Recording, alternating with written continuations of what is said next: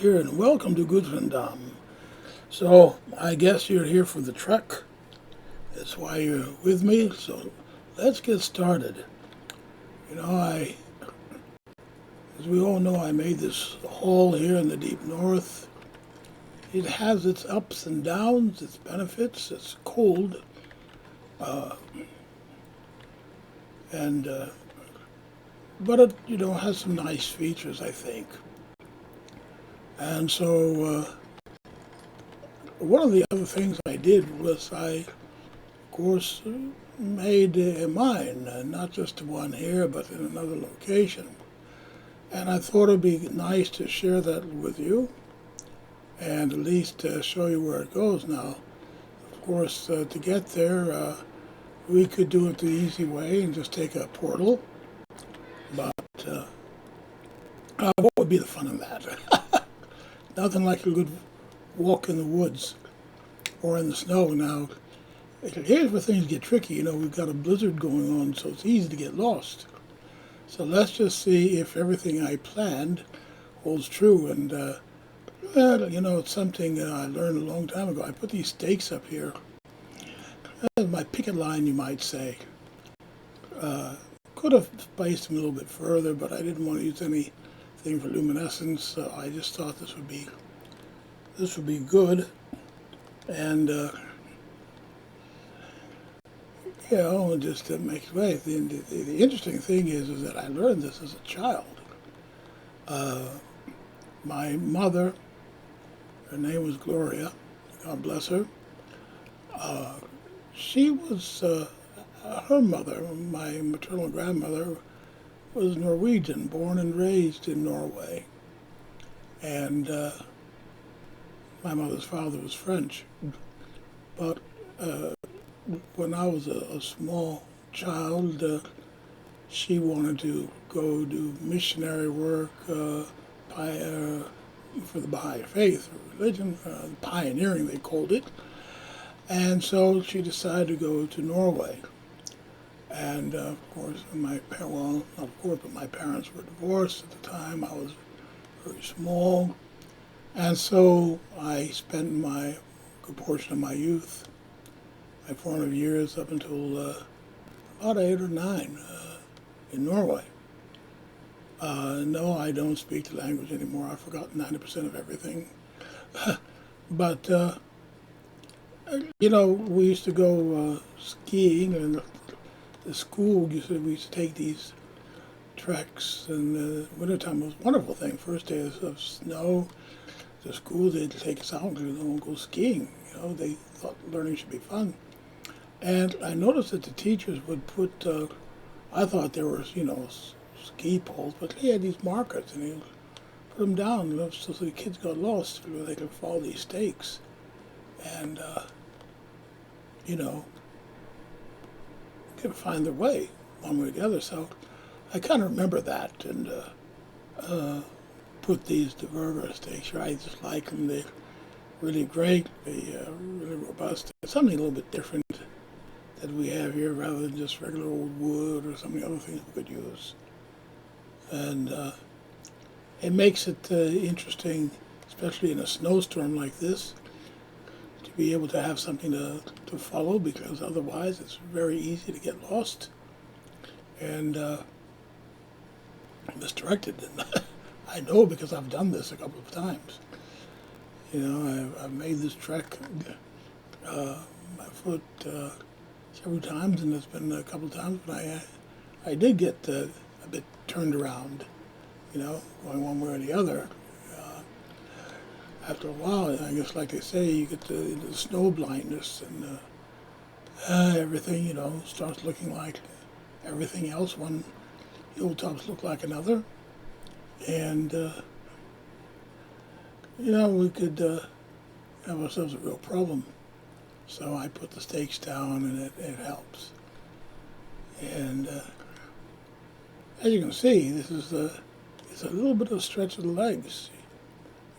So you might think about the old days, the old Norsemen, especially the Rus, because there's a lot of this that overlap. Everybody thinks that Vikings are just the Danes, Sometimes the Swedes, the Norwegians were probably the most rambunctious.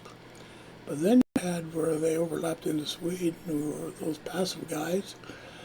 And then you had the Finland, and they had the Russ from, what's now Russia. And those guys, went all the way into the train, the Baltic, and did a whole lot of stuff. Now here's where we're going to really test to see if, motors power holds true. I've got my little bitty raft here. We need to get to the other side, and you can see by the map, it's not that far. You can actually see it. A little bit of rough water here. So we're going to see if we make this work for us, and hopefully we can jump in the raft. Almost didn't make it there. And see if we can get turned around the right way. Maybe even we won't have to use that. And just get across. Of course, we've got some icebreakers here. It isn't helping our cause any.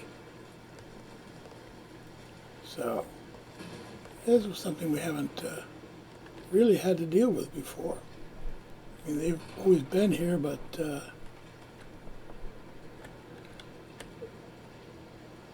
it's not something that's prevented us from getting across the water. Do a little bit of fancy footwork. That's a dock again.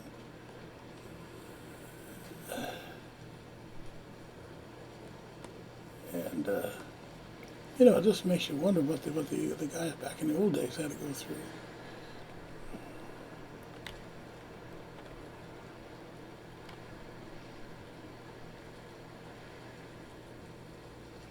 We're going to get this sorted out here real quick, one way or the other. Kind of loving this because it's one of these things where it's not all as you want it to be.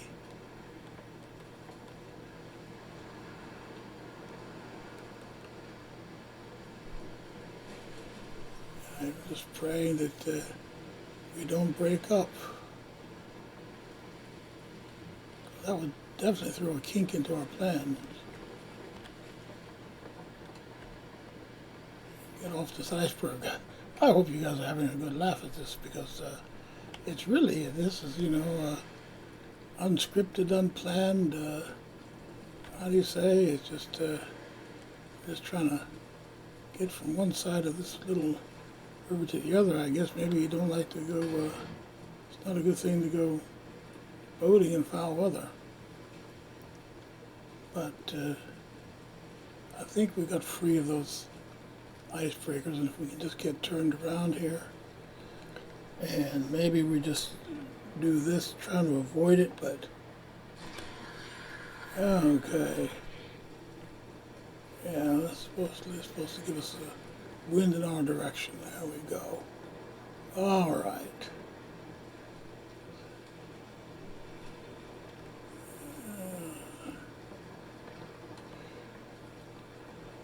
There we go, and now there we are. And we can see our destination right there. A few breakers came out this way too.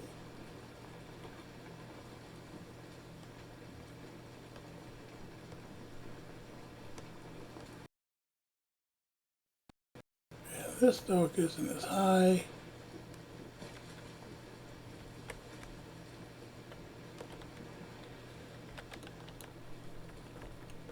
Ah, wonderful. Yay, we made it. Okay, so here we go. Back on. Anyways, as I was saying, the Russ used to go across, we know now it's the Russian continent, and when they want a river or something, they used to have to carry their boats. So imagine what it was like for them, they would carry these boats over land and through forests, and wintertime, they would, I've heard stories, everything from they disassembled them to sometimes they would just turn them over to make a shelter, which I could understand. Yeah, but this, like I said, it's a trek, and I think that's one of the things here that we have is kind of beautiful. We can virtually experience some of this a little bit. You know, what it's like to have to rough it. The only thing, fortunately, I don't have here is a bunch of beasts coming out at us right now or anything. You know, since I took down the, what's his name, you know, Yagluth, last night we did that, and of course, you know, got the thing from the Mistlands, they're seeking you out, you know, that little one, and so I had those come at me. It was kind of interesting raid. And but you know, I don't have outside of the yak or the locks that I put up only in some of the mountain regions. The little bridge here, a couple of those spots, but hey, it works. And there's no beasts up here, so we might have to populate some wolves or something in this area. I don't know. And see what happens. Maybe we can breed him, but out of this area, I mean, not even a penguin, you know. So that'll be something. A Valheim penguin. I don't know if they went to the Antarctica. This is the northern cap, anyways. But you know, we're getting there, and I think you can see, like, that's why I call it the trek, because it's a little like this little stretch of legs, you know, to get from one place to the other. But it adds kind of a nice, I think, in-game little element to it. And got another little bridge here, and of course another little river. Plenty of fishing around, you know, to do that. And of course, what this also means is that to get other things for food, I have to go into the other biomes. So it's not an option just to stay up here all by one solitary, unless you got a real great food supply. And as you can see, I kind of loaded up here just to make sure I had all the food I needed just for the jaunt. And you know, kind of you keep going, you follow the stakes, the markers, and you know, it keeps you doing good. And here we're coming up into this mountainous region here again, and my God, we're out of markers, and looks like we're just about there. Now, it's backed up in the hills, so of course we had to put away, and don't like having to cross the hill if we don't have to, the mountain. So, and they're closing behind us, and a little bit of a tunnel here, kind of like the other one, but you know, this takes a lot of the work and sweat out of it, having to go up rough slopes and stuff. And come out this side here, and get out, a couple of steps. Of course, I know, yeah, I could place some boards and stuff, but it makes it a little bit more realistic. Not every step, you know, goes as easy and smooth as what you want. And yeah, here we go. Made up here, and here we have it to the Hedda-Bjorn Mine, and you know, if I don't later, we'll you know, take you on a tour inside. So hope you enjoyed the trek, and the stories along the way. It's been my pleasure, and we'll see you in the next one. Have a good one. Bye bye.